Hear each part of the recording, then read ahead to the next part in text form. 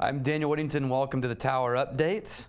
We've got a few things I want to cover today. Some classes, some possible classes and offer, and then something that's just sort of helpful, I hope. I'll let you know when it's happening so you can tune out when we get to that point if you don't want to watch it. First things first, coming up in about 2.5 weeks, we've got a class with Rich Carr. Rich Carr has created an online training platform and systems for online education for employees and for customers, currently being used with Nike and a half dozen other incredible companies. He and Roy are going to teach a class on how to create online education for customers and for employees. That's August 10th and 11th. And it's the first time we've held it. I think you should be there. I think we're going to do it again. So go on the website. We still have rooms on campus. I think that one is $2,000 if you're new or $1,000 if you're an alum. Give me a call if you have any questions on it. Also coming up in September, which is a little bit farther off, but I wanted to give you the heads up. We still have room in the Level 1 Whiskey Sommelier course. It's happening September 19th and 20th. The Level 2 that you can't take until you've completed Level 1 already sold out. That's that same end of that same week. But Tom Fisher and I were talking, and we realized, you know who is not talking to us about whiskey sommelier courses who should be? And it has nothing to do with whiskey people. It is anyone in a business with clients who are willing to spend money on nicer things. So diamond retail stores, things like this, right? If your clientele is upscale products, you should be sending someone to become a whiskey sommelier to begin creating remarkable events in your store that are free to your customers or a gift to your customers or a way to generate a sense of community within the store or with your clients. So whiskey sommelier is not just about making money being a bartender or a rep or a whiskey presenter. It's about teaching people how to create remarkable experiences and stories, and it just happens to take place around a glass of whiskey. So that's September 19th and 20th. I only let 12 people in that course, or else we can't get through what we need to in that allotted time. So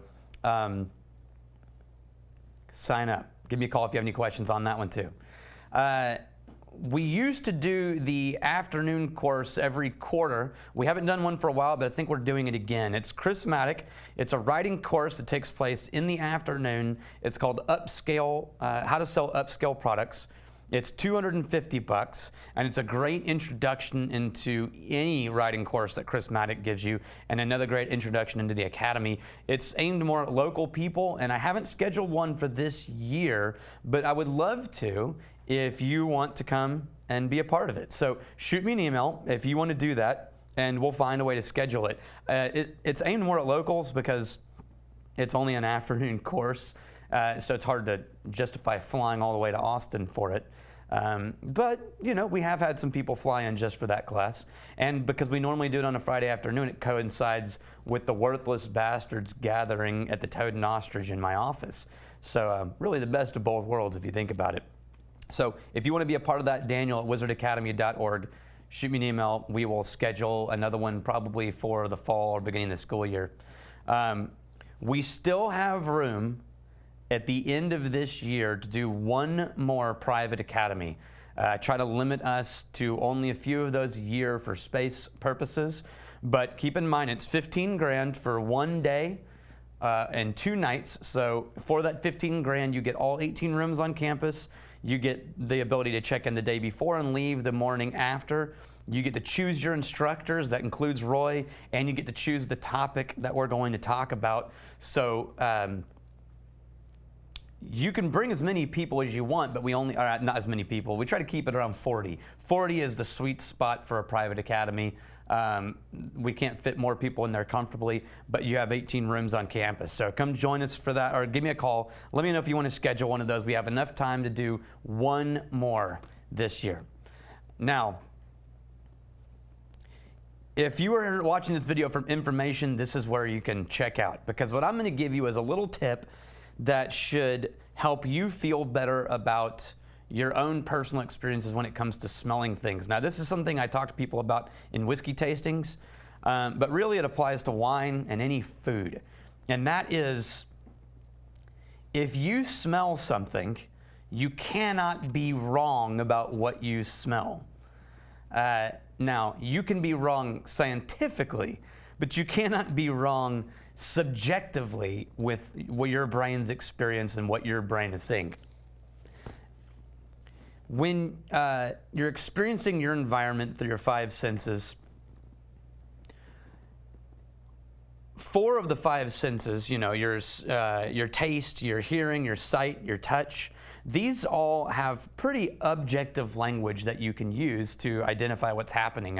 In touch, it's hot, cold, and levels of pain. In sound, it's frequency and volume.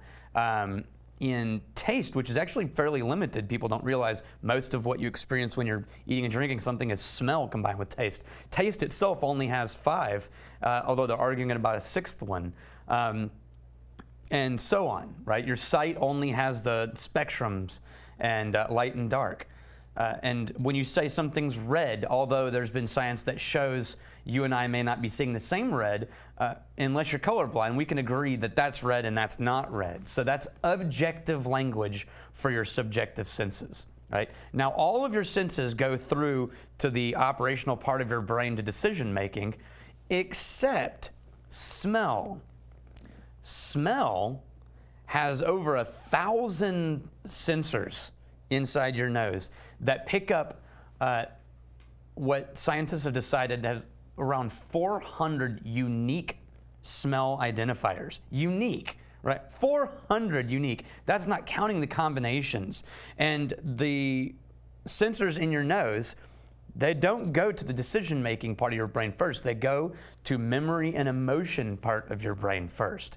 So your nose operates in sort of the right hemisphere of your brain first.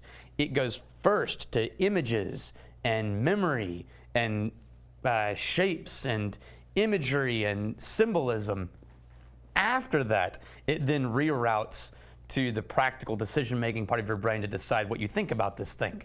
So when you're speaking in the language of smell, you're speaking in imagery and symbology and not tangible, real things. That's why if you've ever watched, think of it like this. You ever watched a movie and you saw an actor that you've seen before and you know their name, but you just can't pinpoint who they are and where you saw them last, and it feels like you're trying to remember it through sort of a fog in your head? That's because your right brain's just recognizing the pattern of that face, and it's going, oh, I know this. And your left brain hasn't yet practically gone, that person's name is, what is it, Benedict Cumberbatch or whatever, whoever it would be.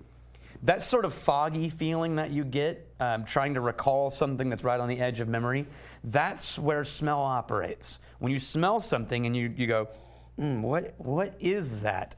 Your first experience is going to be that sort of foggy, hazy, I know that, unless it's super clear and the imagery in your brain is really strong, in which case it'll latch onto it instantly. Coffee, whiskey, right? Now, when you start to dig down, if you go to a wine taste and they say, what do you smell? And if the first thing you do is start to try to limit your language to sound intelligent when talking about wine or whiskey, you have limited your experience and what you can have when smelling, because your brain's not looking for the right thing. Your brain's looking for past experience, right? So scientifically, there may be a right chemical inside there that you should be searching for, but experientially, you're going to smell something and your brain is going to look for the closest thing it could possibly find that matches what it just experienced. If you try to limit it to appropriate language, you will kill it dead. It's like seeing the face of that actor, trying to pick what name it is, and deciding he had to have been in Friends, right? Well, what if he wasn't, right? But now you're limiting yourself to only actors and Friends. You've just limited your brain's ability to look for other patterns and really settle on what's actually there. So when someone who really knows what they're doing tells you to smell something and they go, get those tannins and those hints of oak, and that, well, that's someone who's had a lot of experience smelling and drinking those things. They are tying on to patterns that they've created in their brain. You may not have those patterns. So it's much better to shut them out and ignore them and try to figure out what your brain is telling you. I had a guy in one of the whiskey tastings I did smell the whiskey and say, smells like cinnamon. Actually, no, what he said was grandma. What he meant was cinnamon, right? Now, he said grandma, everyone in the room laughed, and I said, well, that's awkward. Is she an alcoholic? But what happened was, it took us about 5 minutes, but he was brave enough to be foolish. And that's the most important thing when you're experiencing something new. Be brave enough to be foolish. His grandma cooked cinnamon and everything. It just was her favorite thing. So his brain, when it smells cinnamon, he thinks grandma. Now, if he had only tried to limit himself to whiskey words, he probably never would have gotten there. And I had experienced that whiskey for 5-6 years I've been drinking that whiskey. I'd never, ever tasted cinnamon in it. But now, when I drink it, all I taste is cinnamon. Why? Because he was brave enough to go out there and just say the first thing his brain latched onto, and then have the boldness to go through and try to uncover what was actually happening, right? Now, that's the thing that you can do to reward yourself when tasting. So, here's to the future in tasting and new things, letting your brain explore. And in the meantime, may your crazy stay this side of legal, and may you return to us before we have time to miss you. Cheers. Jacob?